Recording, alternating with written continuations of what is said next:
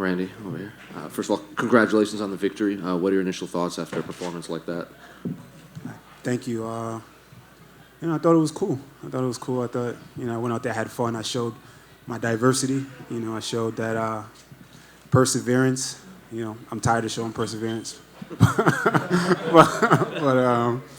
it was fun, man. It was fun. I went in there, did my thing. The big, bad, powerful monster, you know what I mean? Chaos with the power. It's reminiscent of Ali Frazier, you know what I mean? Or Ali Foreman type, all weekend. I've been listening to Ali talk, watching him build up to that fight. So in my mind, I went in there and said, there's an ox fighter versus a matador. I was the ox, he was the ox, I was the matador.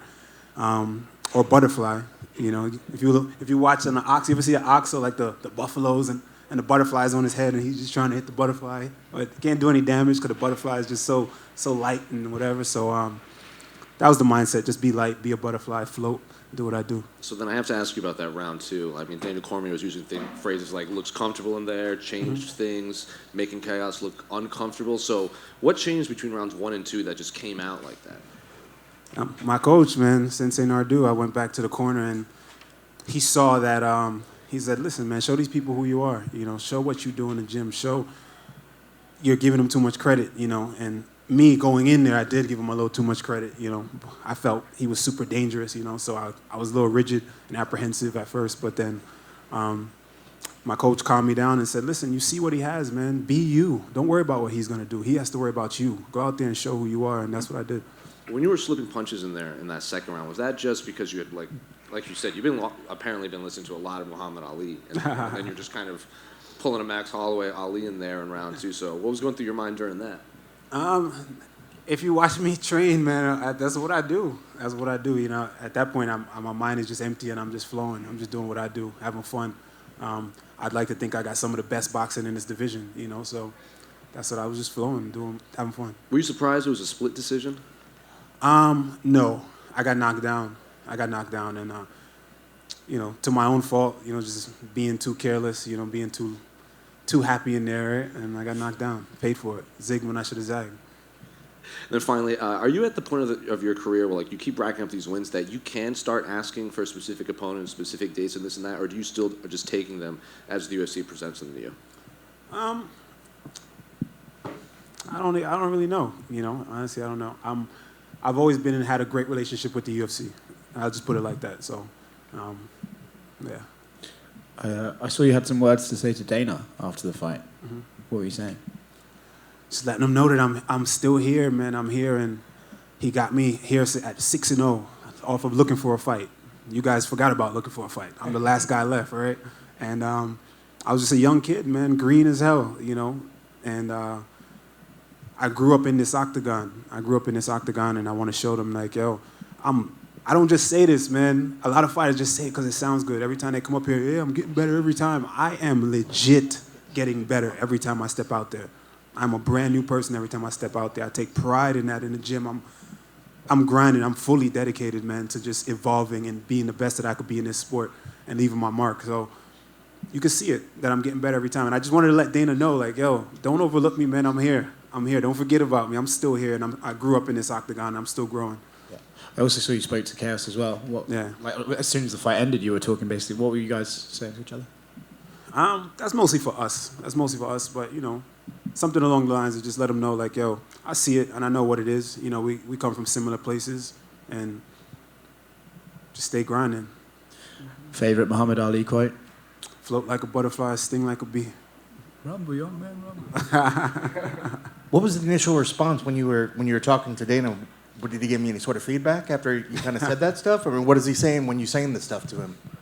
He smiled. He said I looked great. He said my movement was phenomenal, and I looked great. He loved it. When you look at the shows like the Contenders and stuff like that, I mean, like you said, you went through looking for a fight. It had its own hubbub when that show came out.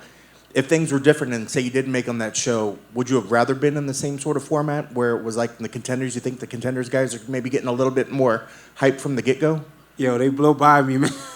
They blew by me. They kind of smoked looking for a fight. But listen, man, I'm the one looking for a fight alum that's still here, and we holding it down, man. So all those Contender Series guys, come get some. Like you said, you persevered out there again. You maybe want to get more of those quick finishes that you've had in the past. When you go out there and the final scores are read and you get your arm raised, the crowd kind of was voicing their displeasure as well. Does that stuff ever get to you, knowing what you had to get through that fight? Does that sort of annoy you that they maybe feel that way, or is that you just saying, they maybe just were rooting for the other guy? Exactly. As you said it, it doesn't bother me. I think that they're rooting for the guy. Khaos is a popular dude. He bursted on the scene. He made a lot of noise, and I stole some of that thunder. That's their guy. A lot of times when you got your guy and you're with your guy, you with them through thick and thin. A lot of fans are with their guy, and it was a close fight. You know how it is in MMA, so it doesn't really bother me. I know what's up. I know what it was in there. When I go back and watch and count them strikes, you see me smacking them up. And another thing, I know the fighters you're always so busy working on your skills that you're going to use in the cage, but the game has changed so much over the years. There's so much of this social presence and how much you have to build your brand. How do you find the time to try to balance between improving yourself as a fighter and improving yourself as a brand and still trying to fit it all in together? I have a lot of help. I got a YouTube channel, Rude Boy TV. You get to see all the ins and outs and the backstory of everything. I got a good team around me, man. I'm on Twitch, and I'm not only gaming, I got a podcast. So I'm grinding, man. I'm just trying to cover all aspects of it.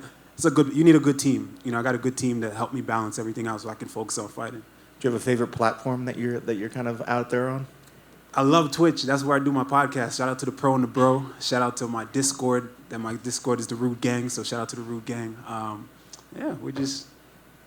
just grinding. I love Twitch, and I'm building my YouTube slowly right now. That's awesome.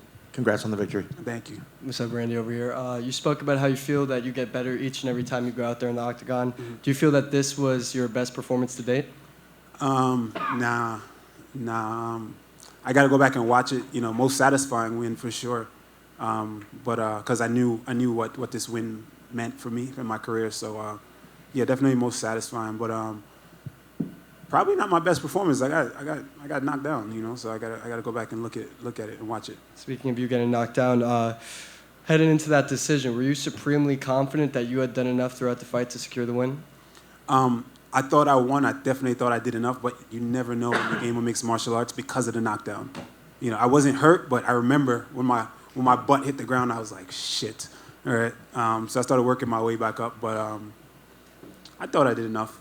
Definitely thought I did enough. And you had arguably the best head movement of anybody that's fought tonight.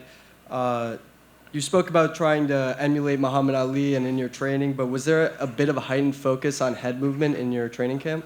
No, I wasn't trying to emulate Muhammad Ali at all. I just took inspiration from the quotes and the things that he said, the fact that he was going up against a big bruiser and a puncher, similar to the type of opponent I went up against. So that was more so it. If you watch my career and been watching my game, I'm from a boxing background. I try to be as slick as possible. Check out my YouTube, Rude Boy TV. You see me in there getting it in and focusing on my head movement. My Instagram, you see me working my head movement. It's just my fight style. And lastly, of course, you knew about Khaos's power, but he looked a lot calmer in this fight than he has in previous fights. Did that surprise you at all, and did he differ at all from what you had expected going in? No. I tend to do that to people, man. I think it's different when you're in there with me. It looks one way on TV, it looks one way in front, but when guys are in there with me, a lot of times they're very apprehensive, and a guy like Khaos, I knew I was going to be able to lull him. Just based off of my reach, my speed, I think that those things present problems, So a lot of guys, if you look at even my last fight, my last opponent, he was a guy that started fast and knocked people out. But when he got there with me, he was very tentative because it's hard to close the distance on me. Congrats on the win. I'll check out the Twitch. Thank you, brother. Randy over here. 3 in a row, man. 3 W's, looking good, feeling better, improving clearly. Any thought of maybe getting one, maybe running one back maybe with Luke or Price and getting one of those back? Absolutely. I think about it from time to time. From time to time, people ask me that question too. Maybe not so. Nico. You know what it is, man. If everybody knows what it is, you go back and watch that fight. I don't have to say it. It is what it is. But Luque, yes. But right now, he's ahead of me, and I just got to work my way. I'll get there. All right, thank you.